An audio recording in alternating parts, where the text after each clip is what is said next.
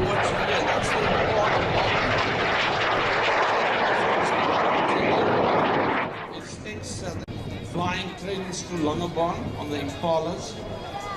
8 Squadron Impalas, set for flying school Donata on Harvards, 85 Combat Flying School Impala and Mirage 3s. 8 Squadron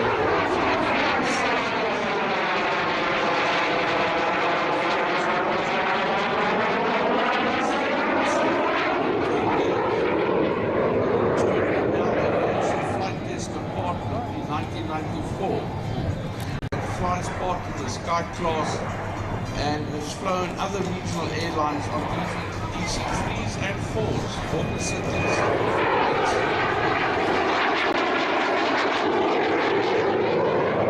So the highlight of my pilot's career is won the Harvard Low-Level Aerobatic Trophy in 1977.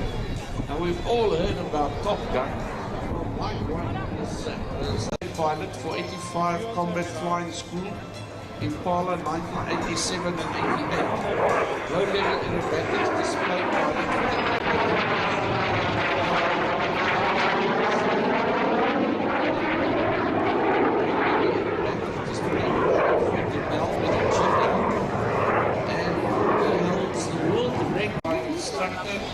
Maintenance test pilot, instrument rating examiner, operational flight training instructor,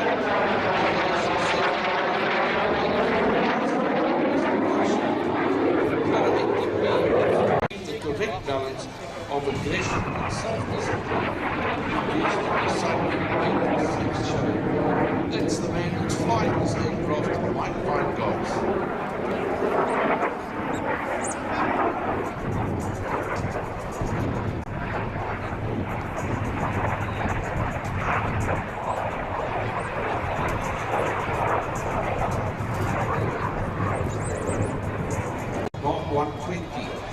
It's a two-seater, fuel capacity. It is 5,000.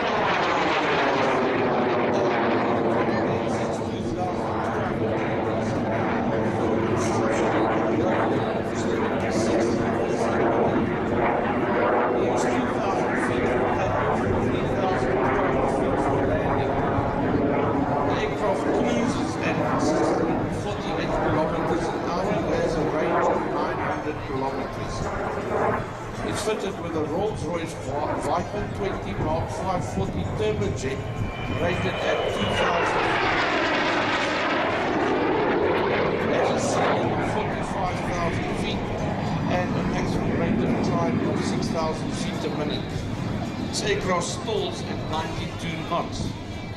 Now in the mid-1960s, South Africa finalized the contract to build the Air Mackie, the MB326M variant of the MB326GB, and it was suitable for the advanced training and counterinsurgency roles. An initial 16 kits were supplied by Air Mackie, these being assembled by Atlas. The next 30 kits were less complete, requiring Atlas history because it was one of the first ones that came into the country. And David Last, the owner of this aircraft, he also was a pilot in the South African Air Force, and his father was a maintenance engineer in the Air Force, eventually retired as a general. And when David Last bought this aircraft and got all the relevant books and went through it, he found out that his father was one of the guys who actually fitted this kit together when the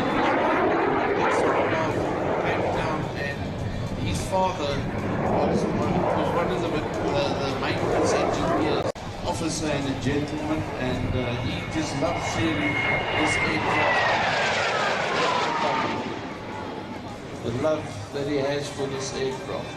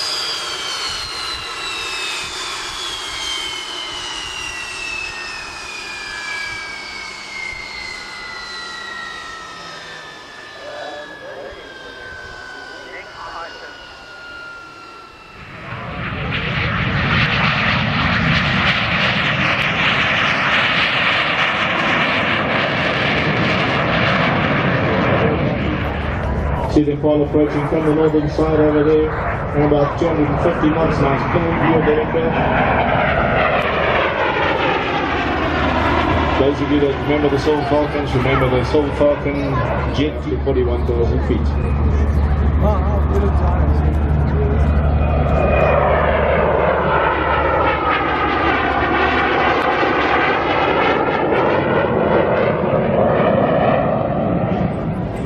The aircraft now in the colour scheme of the Silver Falcons, in the blue, white, Arctic blue as well, and silver living in the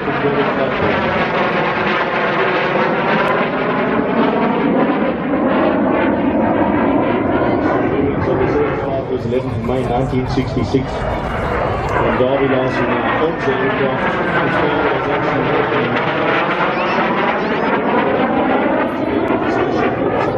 F1s, he's flown the Cheetah, amongst many of the other aircraft as well, now flying the Impala Mach 1.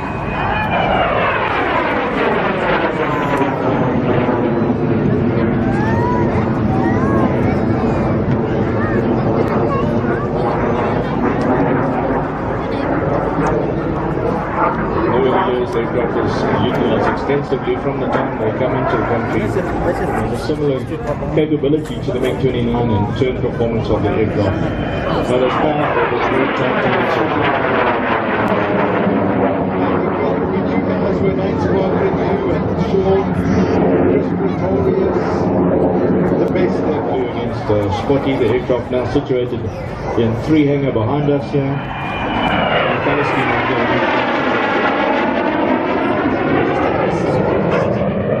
And then of course we had the 3 shows. The Goodyear team with Glenn Warden. Just watching Mike Vanguards here in the Impala. Commanded in 1977 with a Harvard low-level aerobatic. Impala weapons competition took in 2002. He holds the Ecuador Decoration for Merit while drinking a glass of wine at the same time. But I'll call him Mike Vanguards. We're finishing up the show, ladies and gentlemen. First with the air show. As you reduce the speed, you can see the air brake out underneath the aircraft there. We got a first view of the air show, ladies and gentlemen.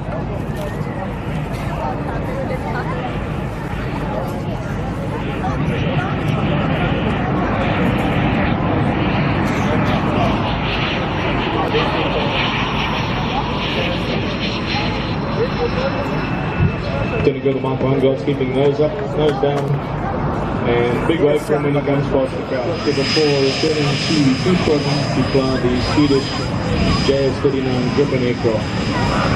Completing his operational tours of Gripens, he then moved back to 85 Combat Flying School as a pilot tech instructor on the Moet 120.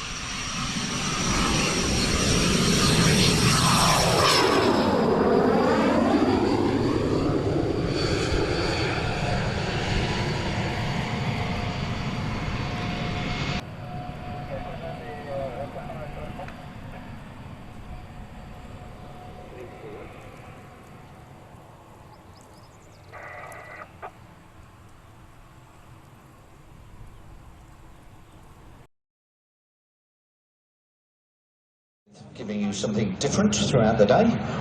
The next display, a very elegant Italian jet aircraft, the Air Macchi MB326.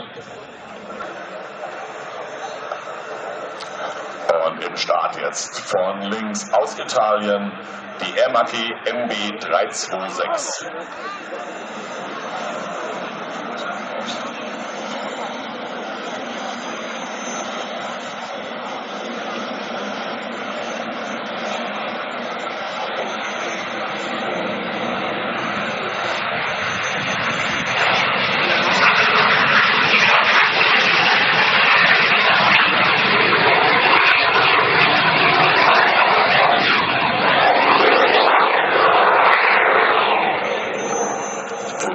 Zeit hatte die MB 326 erstaunliche Leistungsdaten.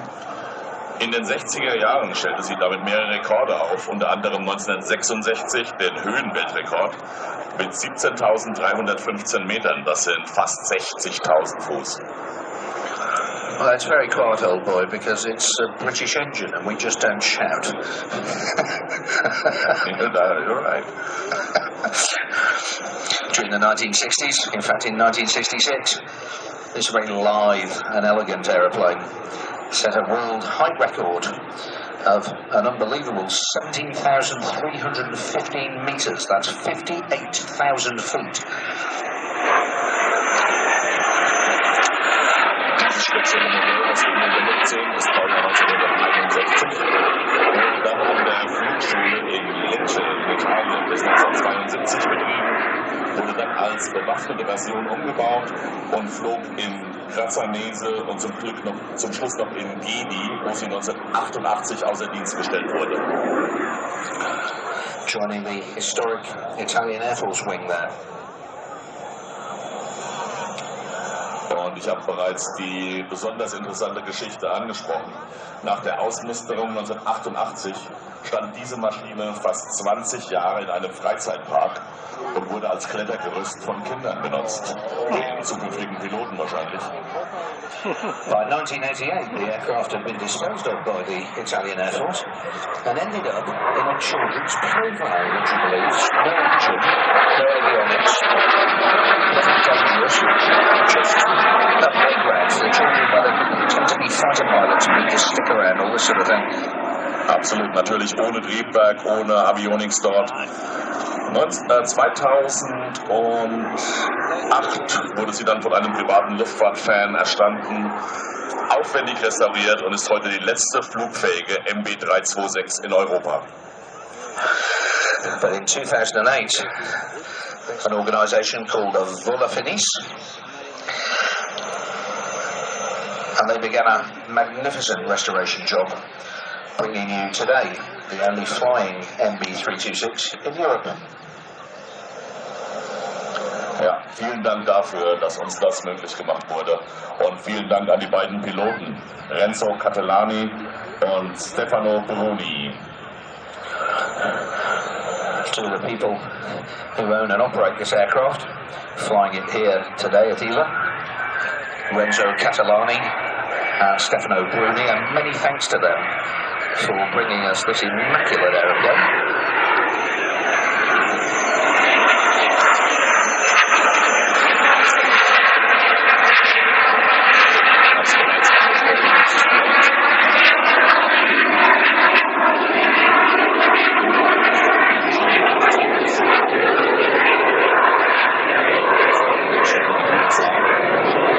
Rolls weiter MK 22.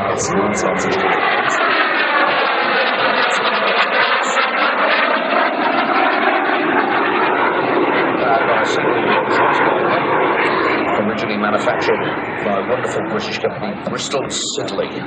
Does not even sound British. That sounds very British.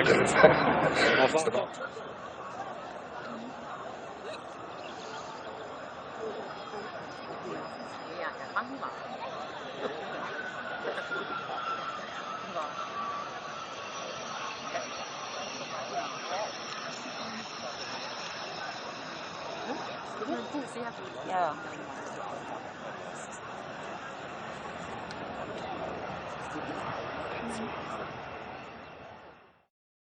Church at the Mojave Air and Spaceport in California uses an Italian military jet called the Impala. Just let it, too much, too much.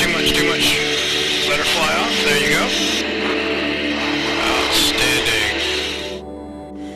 After several stall recoveries from various attitudes, we got into some more extreme upsets, including recoveries from inverted flight. Once you're upside down, do that unload, get the throttles, roll the airplane, more aggressively this time, to wings level. Okay. And then start your pull-up. Okay. Okay? You got the order? Okay. More roll, get it, there you go. Hesitate, stop the roll, stop the roll. There you go, now pull. Pull. Too much, ease off, keep coming, keep the pull coming. There you go. Good. So that's the split S. That's split S.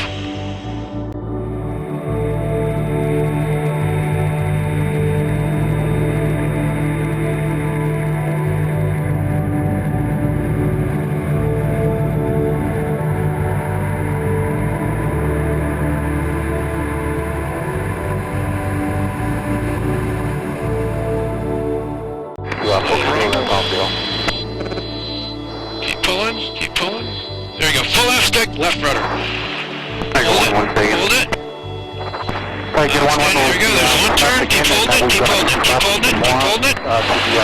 There's two turns. Keep holding it. There's three turns. Recover. Opposite rudder, center of the stick. Opposite rudder. All right. There you go.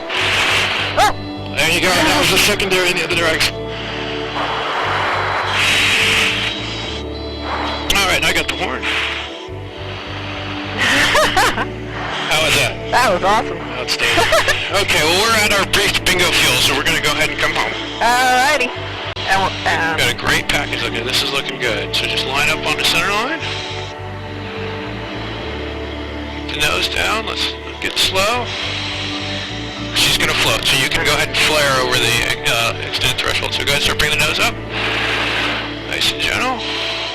Let her come on down. Let her settle, throttle and idle. There you go. Hold it off. There you go. Nose on down. All right, nice work. Please slow down here. You can gently get on the brakes. There you go. We got a long ways to go yet. Charlie's down there next to the tower, so you don't have to get on the brakes too hard. Well done. Very well done. Sweet.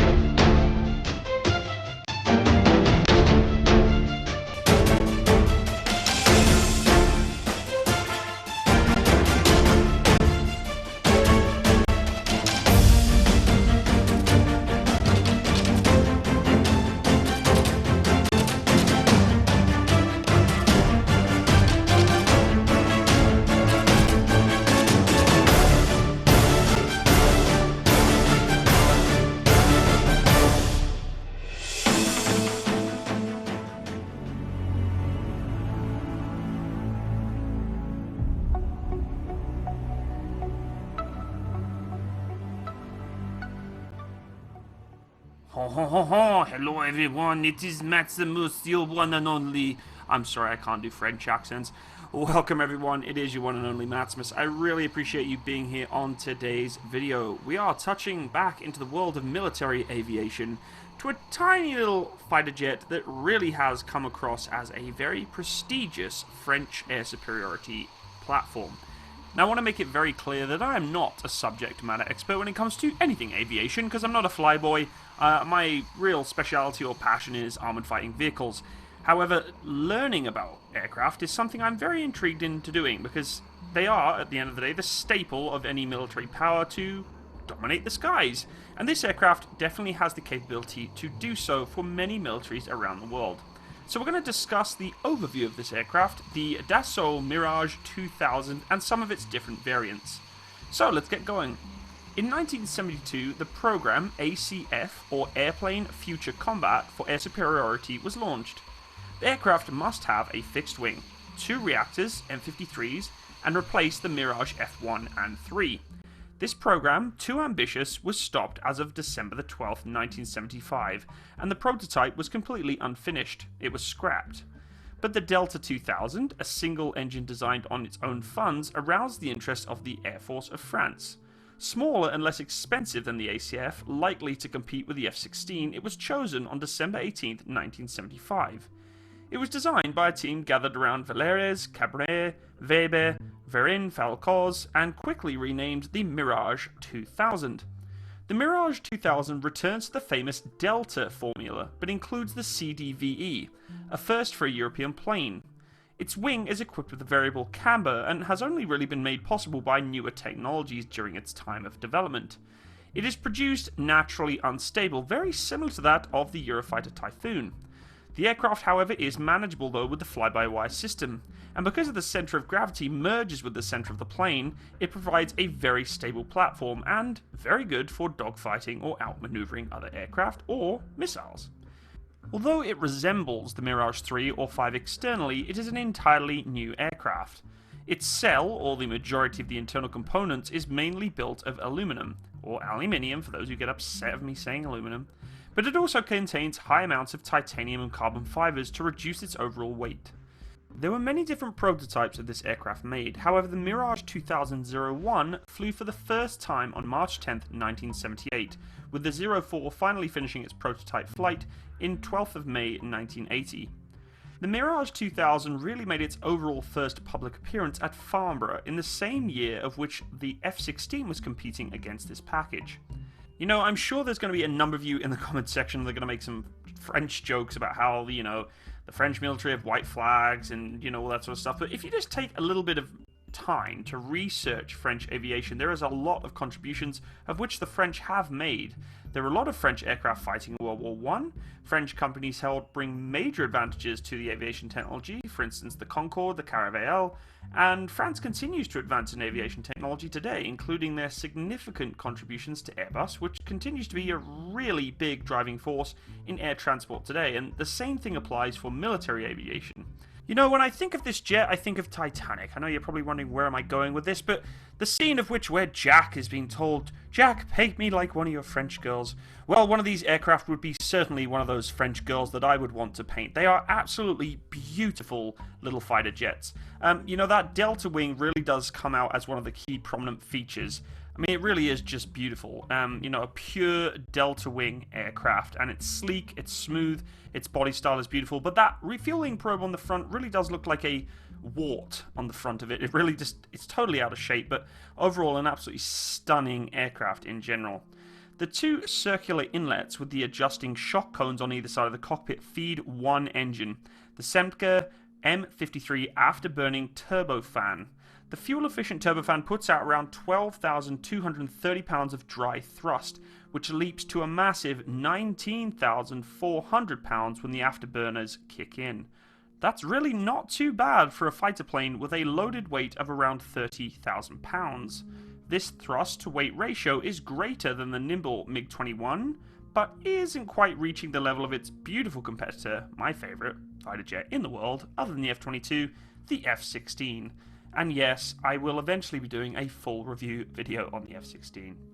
The real magic of the Mirage 2000C is that delta wing. The delta wings create lots of lift at high angles of attack due to how air flows over the leading edges, making the aircraft very maneuverable. They generally don't do so well, however, at subsonic speeds, and delta wings produce a lot of drag at slower speeds. For a military fighter aircraft, however, high-speed maneuverability is a good trade-off for poor subsonic performance, in my own personal opinion. To make things interesting, the Mirage 2000C was actually designed to inherently be very unstable, although this enables a much greater degree of maneuverability than a conventionally marginal stable aircraft. The 2000C's advanced fly-by-wire system is constantly working to keep that pointy end of the aircraft forward. All it takes is one flip of the FBW disable switch to really appreciate what the computer is trying to do. In other words, you really would not want to be turning off that system in flight. Internally, the aircraft has a very advanced war machine fighting capability. In addition to the high-tech systems that are handling the control surfaces, a central computer connects to the inertial navigation system, an air data computer, and the radar Doppler impulsion system, or RDI. This is a pulse Doppler radar that has an integrated combat package. Throw in the radar altimeter, radar warning receiver, and both heads-up displays and heads-down displays, and you've got one heck of a good time on your hands.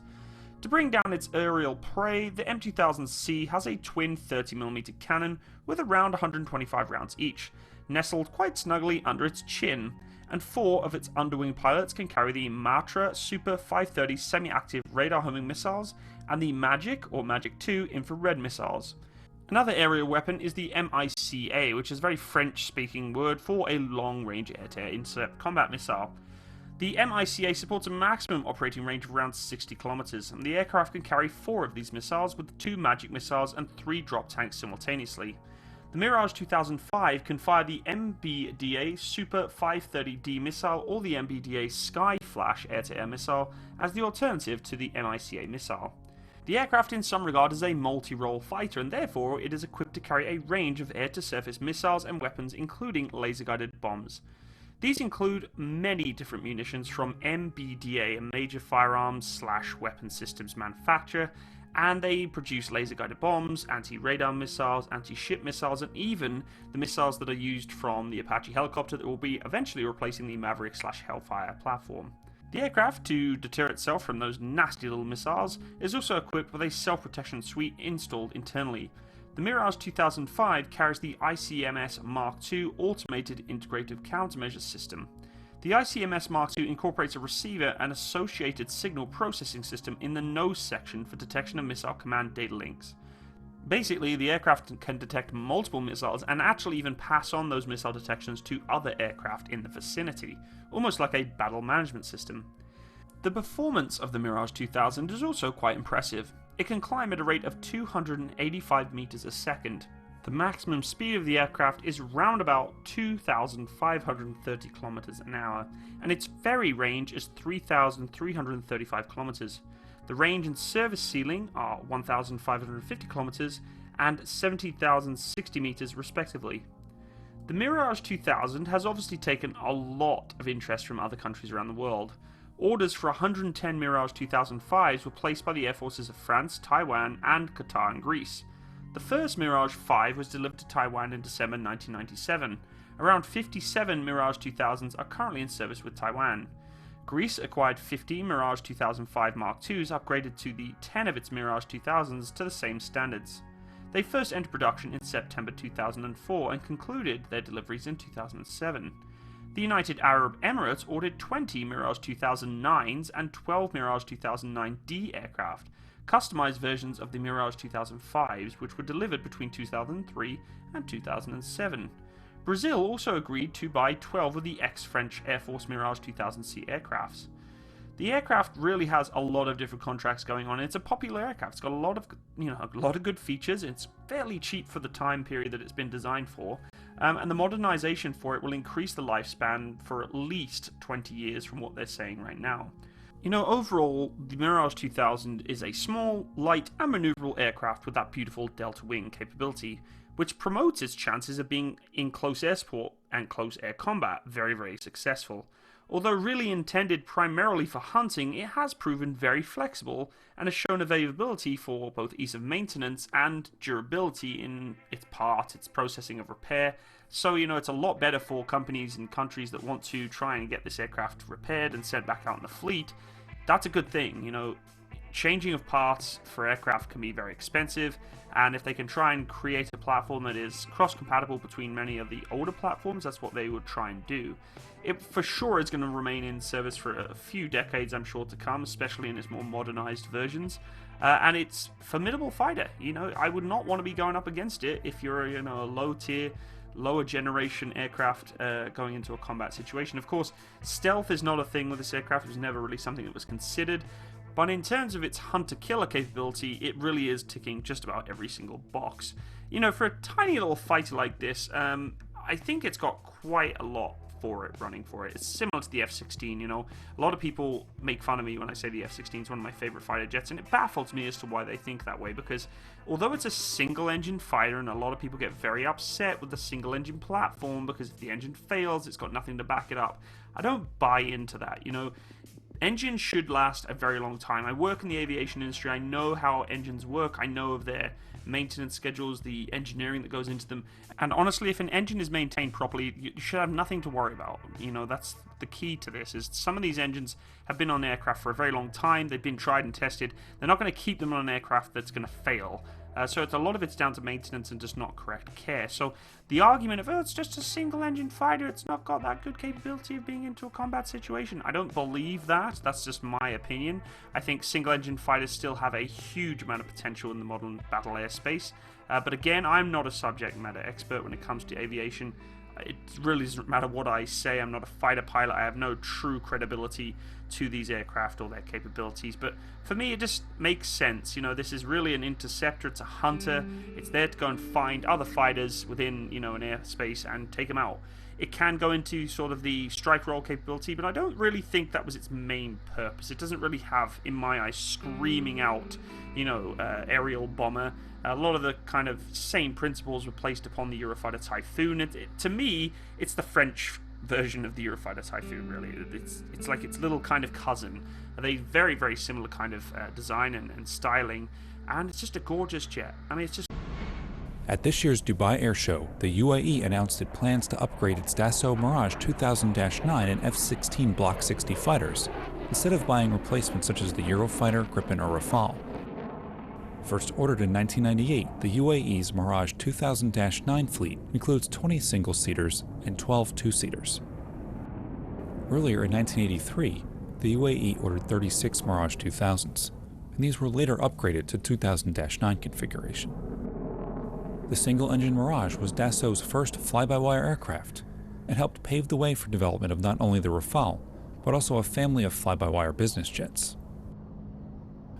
The aircraft is powered by a Snecma M53P2 turbofan engine, capable of delivering 15,000 pounds of thrust, or 21,000 pounds with afterburner.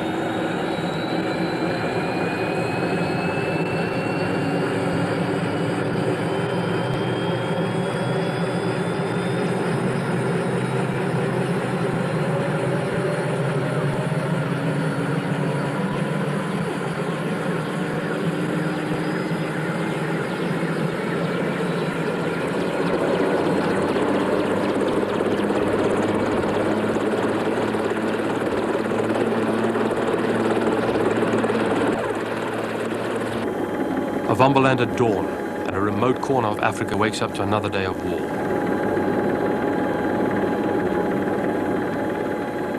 Two forces battle for military supremacy against a backdrop of divided ideologies.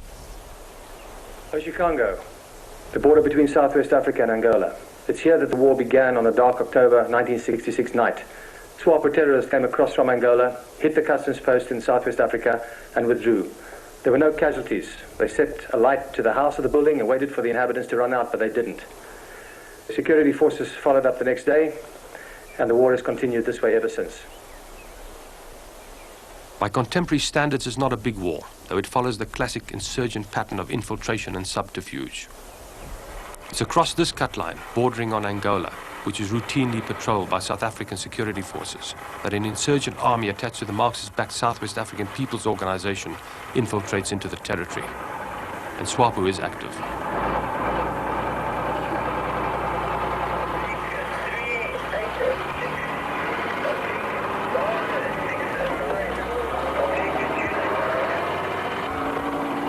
On roads like this, they lay their landmines. Sometimes, not very often, they will ambush a vehicle. Their objective, chaos. For South African and Southwest African security forces, focal point of the conflict is Oshikati, capital of Vambaland. A decade ago, it was a village. Now it's a military fortress from where every SWAPO move is monitored.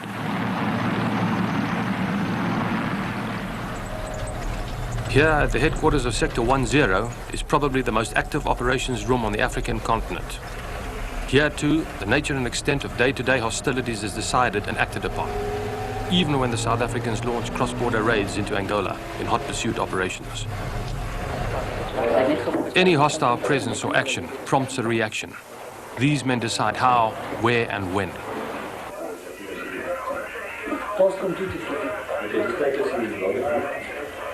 Their orders are acted upon in a dozen frontline operations rooms, like this one.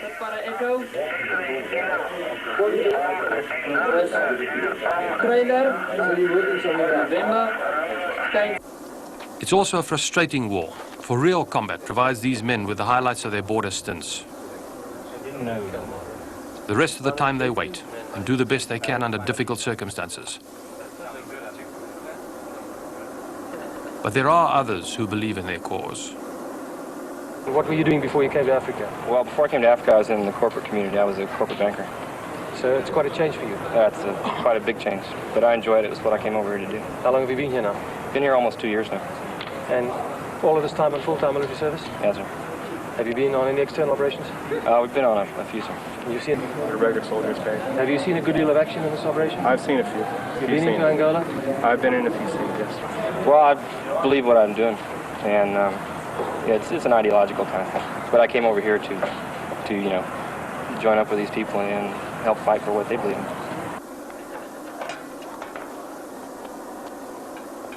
Many Africans too have their stake in the ultimate outcome of this conflict. Like this little boy, Andreas, who lives permanently on a military base in the operational area.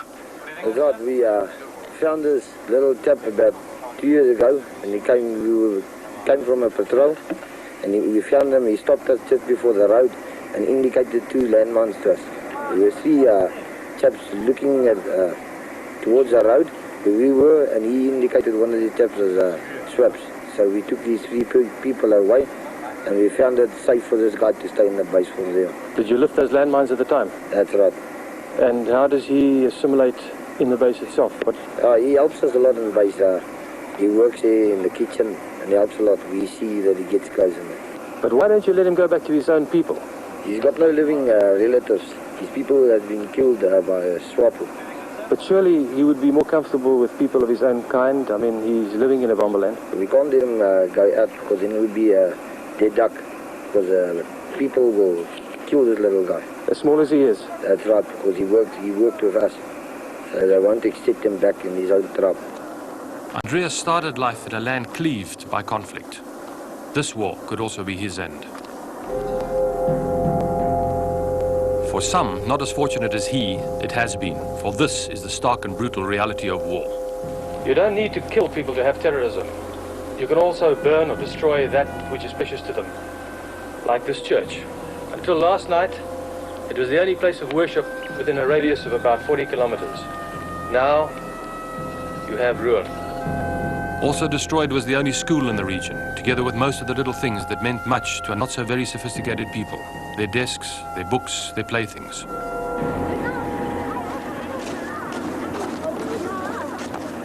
Other children live permanently in the Ovambo operational area. A fairly large white community centered on the two main towns, Oshakati and the Air Force base at Ondangwa, also makes demands on the security forces. Like these youngsters who travel 30 kilometers each day in a landmine-proof vehicle to get to school. People have been killed on this road and no one is taking any chances.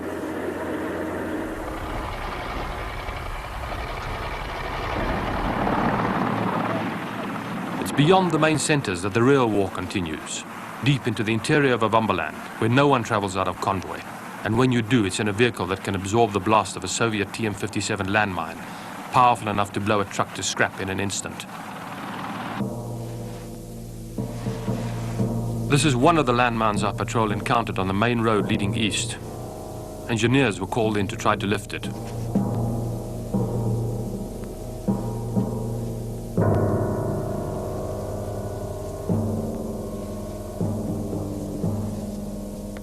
No one fools with a bomb laid by terrorists. It could be booby-trapped.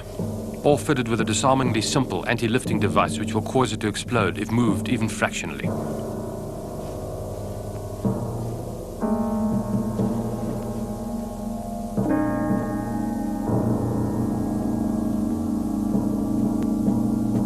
Clearing one of these bombs could take anything from a few minutes to several hours, depending on complications. Meanwhile, the road is closed, and locals wishing to pass do so well away from the scene of activity. Exposed in its hole, a grappling hook is attached to the landmine. From a safe distance, an engineer pulls.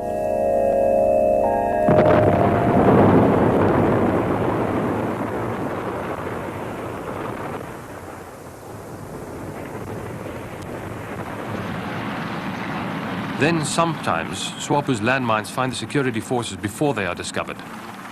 This happened on our second day out, when a troop carrier was blown up on one of the smaller roads close to the Angola border.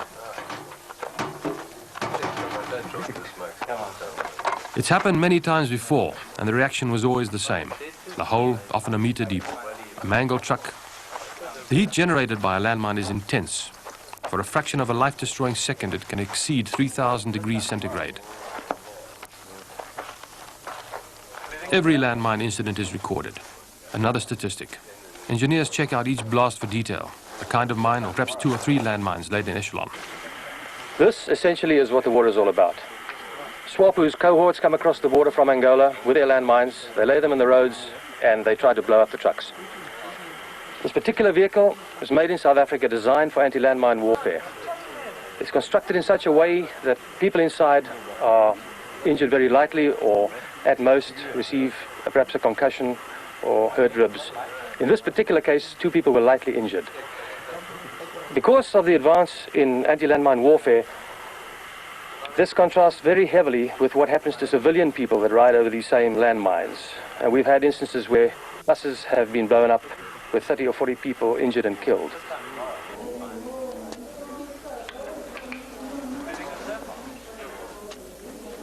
You need a strong stomach to understand some of the atrocities that are committed in the name of peace.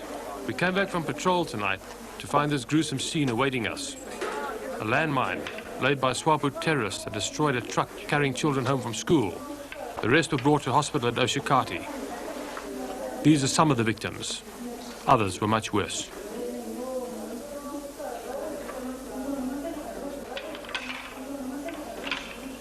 There were 17 people on the vehicle. 7 were killed outright. The authorities maintain a full-time medical team in the operational area to cope with just such emergencies. This one is headed by Dr. Van Niekerk, Chief Medical Officer for the region. Doctor, we've seen some pretty gruesome sights tonight, which are unusual to us, but I gather they are not so unusual to you. Does this sort of thing happen very often? Yes, correct. It happens at least every fortnight, this type of thing. So many casualties? Well, we have frequent cases of less casualties, but majorly like this, almost every fortnight, at least twice a month. And as many children as this? Yes, well, that depends on the circumstances, you know. This happened now when the children were on their way back from school, so... These were the lucky ones. They survived, more or less intact. Others were far more brutally mutilated, such as this little boy who survived the blast of a Swapo-laid bomb which went off in his face. Today he's totally blind and scarred almost beyond recognition. There are others at the Churchwan Institute near Oshakati with similar problems. This little boy lost both his arms in a terrorist blast. Against this background, hostilities continue. The South Africans employ every possible means to counter the war being waged against them from Angola. Tactics include the deployment of motorcycles, dogs, and even horses. For the war being fought in the arid wastes of northern Southwest Africa also incorporates one of the last great cavalry units of modern times.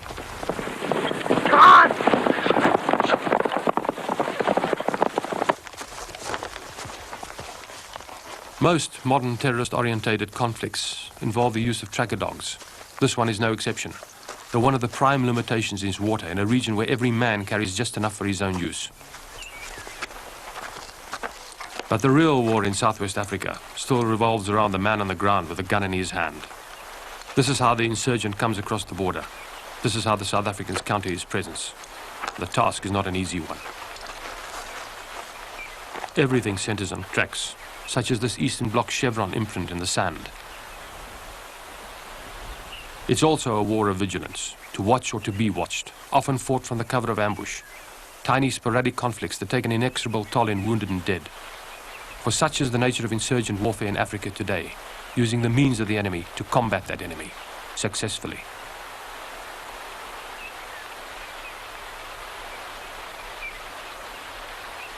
Brown South African Army fatigues fit in well in an equally drab environment. Patrols that can go on for weeks and yield nothing are as soul-searing as they are essential. They form the basis of this kind of conflict, for it is necessary to have men on the ground to counter the presence of the enemy. It's men, not machines, that win wars. Even Swapo knows that much.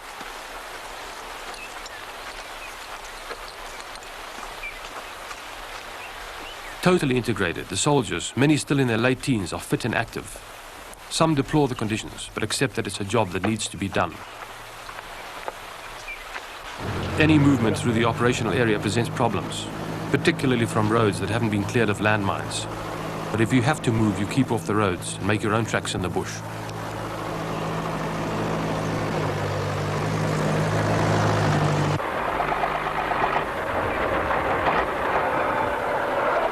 In summer, it can be a grind of slush and mud. In winter, for the seasons even in this corner of semi-tropical Africa are fairly clearly defined. It's a perpetual battle against dirt and dust.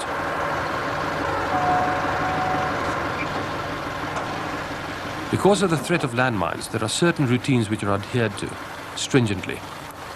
If you travel along roads in a region where Swapo might have been active, you strap yourself in to minimize the effects of blast. The argument is basic. It might not happen, but it could. Essentially, it's a self-contained war. You carry what you need with you. Each man, each vehicle, each unit is a compact fighting element on its own in a land made hostile by alien elements.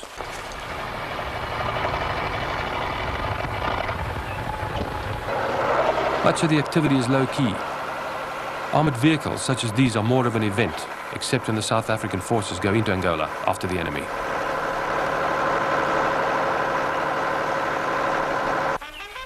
A string of armed camps have been sighted in the operational area, many of them directly adjacent to the Angola border.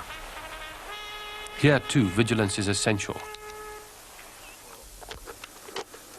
Camp is home to many of the young men posted to the area. The conditions are Spartan. You come back from a patrol and fit into the routine which allows for few diversions. Highlight of the week might be a shower, for water is sparse. The men quickly learn to make do with what little they have, for all of Umberland and adjacent regions have been racked by a 5-year drought.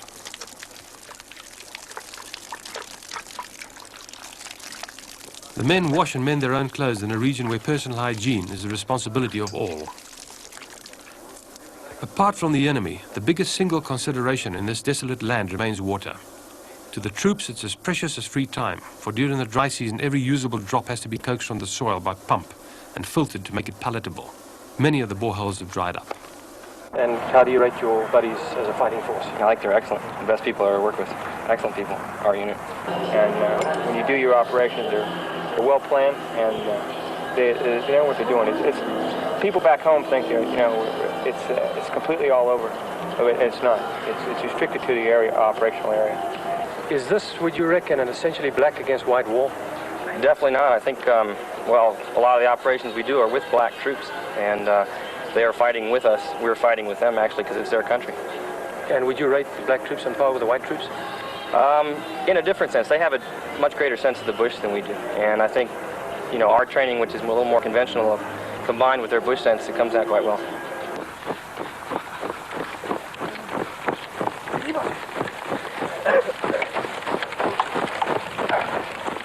There is no doubt that conflict has molded the average South African troopie into a well-trained and coordinated fighting element. Strong and fit, these were boys just a year ago. This is one of the reasons why the South African Army is considered one of the 2 best combat-trained forces in the West today.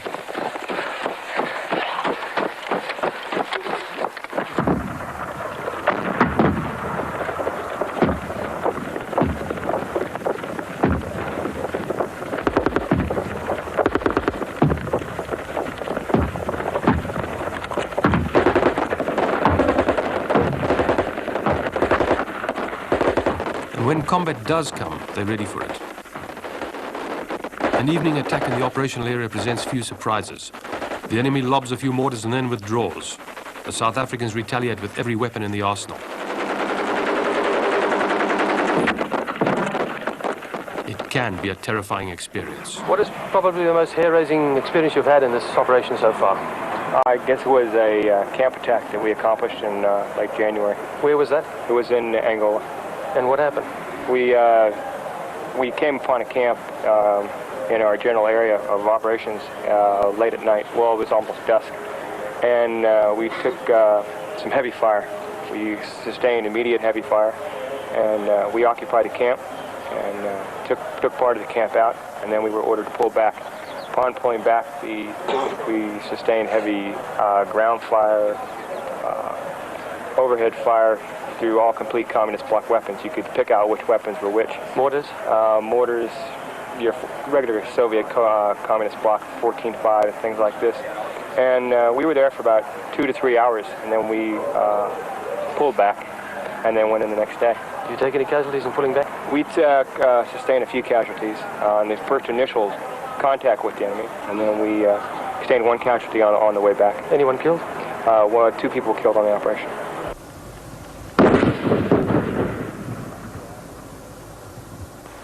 This is probably one of the most subtle instruments of terror yet devised by man. It was designed by the Russians for war, and it has been adapted by every terrorist movement in the world. It's the RPG-7 rocket and launcher. It's minute, can be handled by one man, it can knock out a fair-sized tank. Correctly placed, it can also knock out several men in a patrol or a building, or any target that the enemy chooses. It's constructed in such a way that even an idiot could handle it properly because it's got no recoil. Yet this projectile moves at the speed of an average handgun bullet.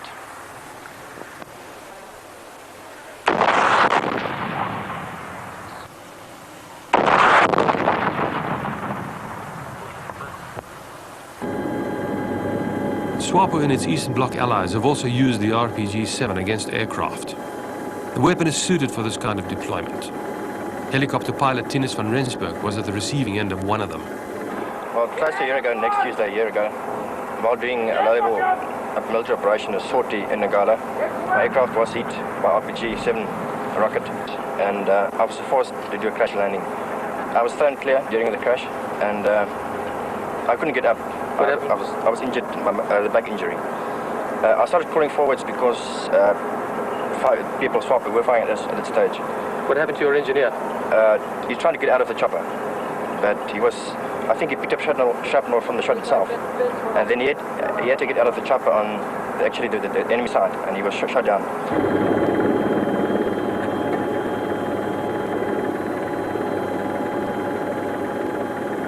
Any South African casualty calls for immediate action, and here the Air Force has its work cut out.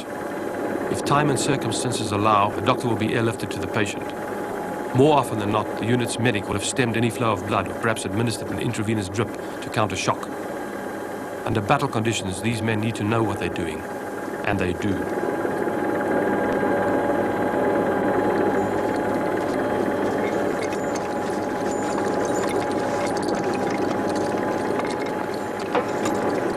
The South Africans pride themselves on the fact that a man seriously wounded in the operational area can, feasibly, be evacuated from the battle zone to one of the major hospitals in the Republic within 4 or 5 hours. 3 at a pinch if connections are right. This record, significantly, is bettered only by Israel at present.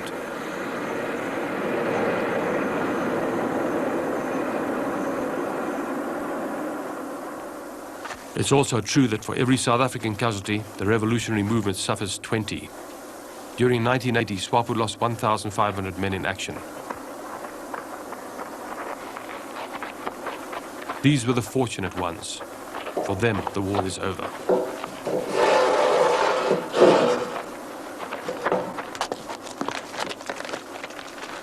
And the dead, always grotesque in their bloated, stiff-limbed configurations, invariably a reminder that any kind of war takes its toll, irrespective of political allegiance. There were 17 dead terrorists brought back after a single afternoon's firefight, not many kilometers north of here. There was 1 South African wounded in the battle. Crucial to the South African effort against SWAPO is the role of the Air Force in the operational area. The core of this activity is centered in Ondangwa, regarded by some observers as possibly the busiest operational Air Force base in the Western world.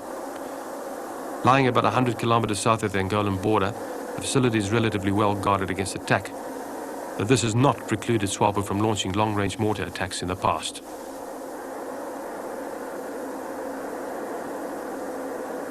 Life in Ovambaland is not all work. Social activity at Ondangwa Air Force Base centers around possibly one of the most attractive little bars in the region. Here, after hours, gather the men who have turned the course of many a battle. Out of uniform, they would probably have been no different from thousands of others relaxing after a hard day's work. These are the charioteers of South Africa's operational skirmishers. I've seen them in action, and if ever a group were worthy of an accolade, they are. Head of Air Force Operations in Sector 1 explains the role of the Air Force. There are 3 categories: reconnaissance, offensive support, and air logistic resupply. In reconnaissance, do you go across into Angola? Yes, when required. And what is the role on those occasions? It's to locate enemy camps and to seek them out. And when this is achieved, what then? There's normal follow-up operations. If you remember last year we had Operation Smoke Shell, and we supply the necessary offensive support for those operations. With jets? With jets. And what else? Heliborne forces, with heliborne assault troops as well. The insignia of No. 1 Parachute Battalion, one of the crack units on permanent standby. These are the heliborne forces mentioned by Colonel Holmes. The alarm is sounded, and they're prepared to go out to assist one of the units in the field that has sounded a contact. And they have roughly 90 seconds to get to the helicopters that will airlift them into battle.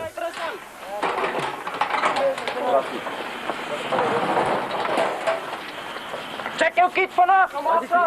The routine is always the same. Gear is issued and checked, weapons prepared for action. Final mustering is a formality, for time is vital.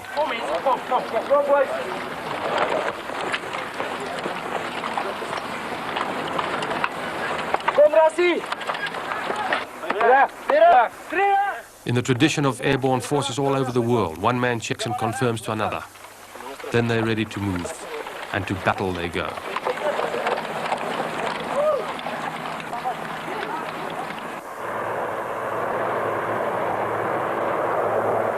In the helicopters en route to uncertain combat, there is no time for banter. Mouths dry, the men are intent only on the battle ahead. Occasionally, some of their friends have not come back, and they know it. The prickly sensation of imminent combat remains the only consideration now.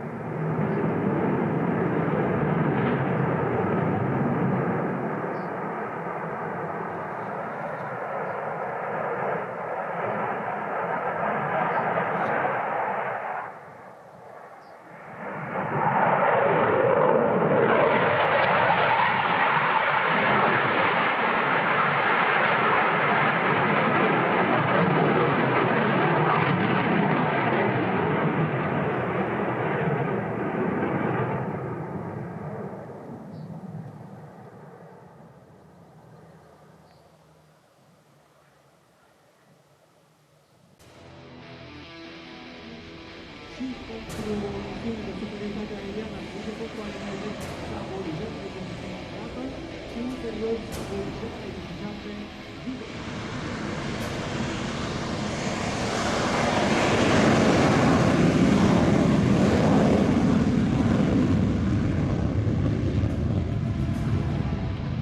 Voltaj total 6450 kg forță, este motorul Volvo 14.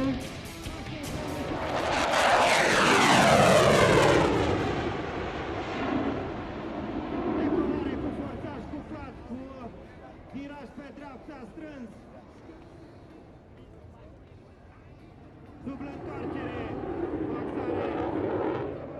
Forțare CH, domnul și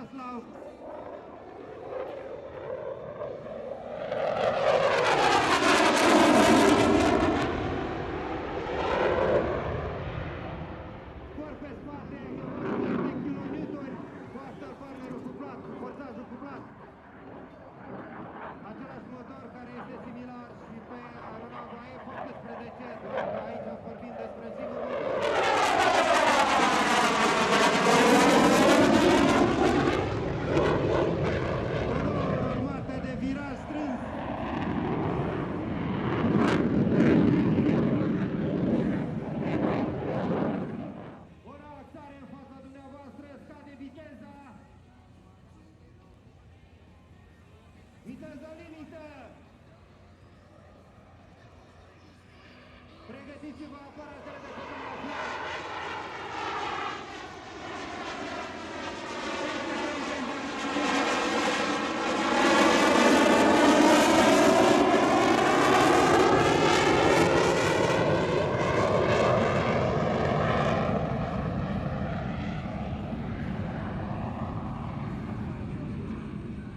Superbă evoluție a pilotului ceh.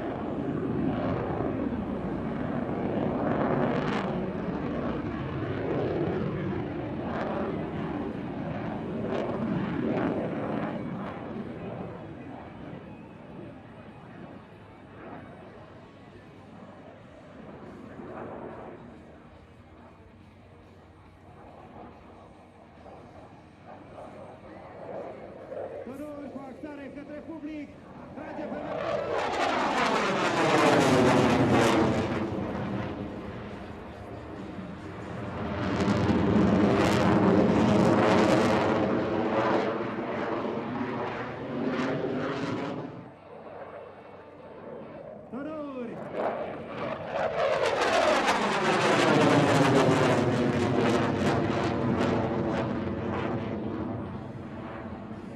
5 până la 7 gheuri în acest moment, suprasarcină susținută.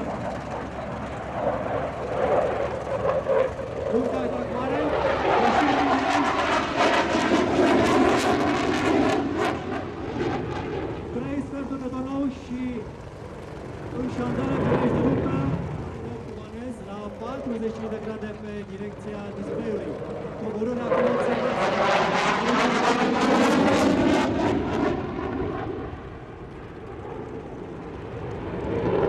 Frumoasă ieșire din viraj, raza este foarte mică datorită acestui sistem aerodinamic fly-by-wire. Acum se pregătește ușor pentru o limită de viteză. Viteza limită este, atenție, de 170 de noduri. Unghiul de atac va fi de 30 de grade. Prezentarea pe direcția 250. Avionul este placat. În acest moment sistemul fly-by-wire, condus electronic, coordonat de către calculator, corelează bordul de atac, tracțiunea și fileul de aer. O imagine foarte frumoasă, care merită toate fotografiile. Forțajul total este cuplat pentru a începe ușor câștigul tracțiunii.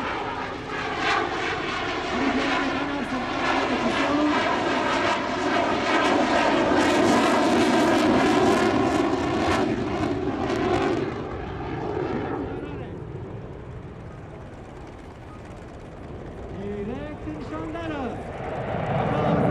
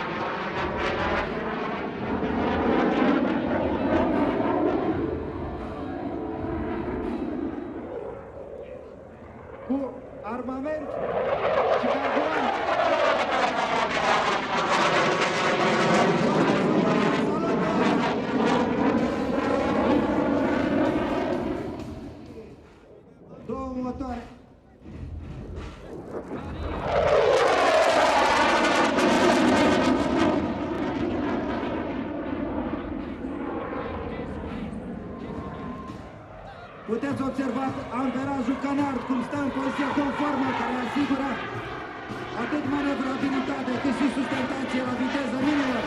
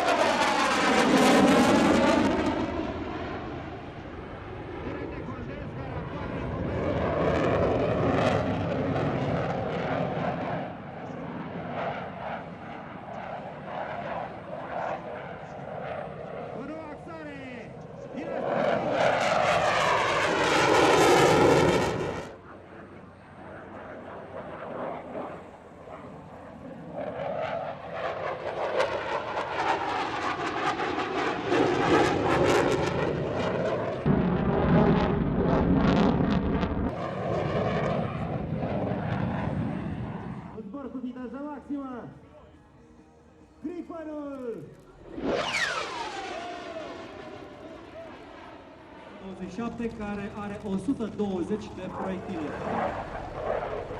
Acesta este un salut pentru viteză foarte mare, prezentare în configurare de aterizare pe direcția 07, condiția rivioarele canar, cum lucrează în permanență, retinge de motor și aterizare cu final de program. Capitanul Laszlo Șaf, mari aplauze pentru escadila numărul 1 de la Kecskemét. Îl vom revedea și în programul de seară.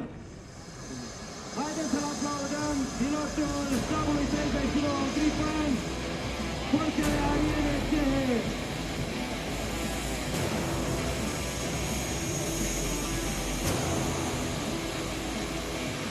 Da, mulțumesc tuturor,